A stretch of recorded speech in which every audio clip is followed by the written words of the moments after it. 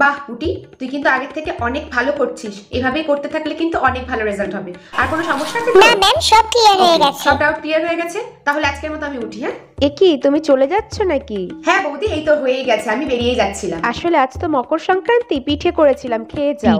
পিঠে খেতে তো ভালোই লাগে, কিন্তু প্রথমেই হ্যাঁ বলা যাবে না, তাহলে হ্যাংলা ভাববে।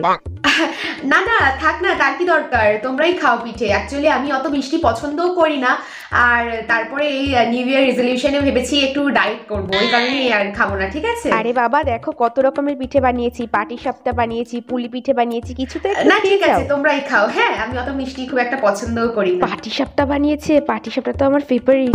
পুলি পিঠেও আছে, কিন্তু উনি তো আর আমাকে খেতে বলছে না, কি যে হবে, আর কি বলবে না নাকি?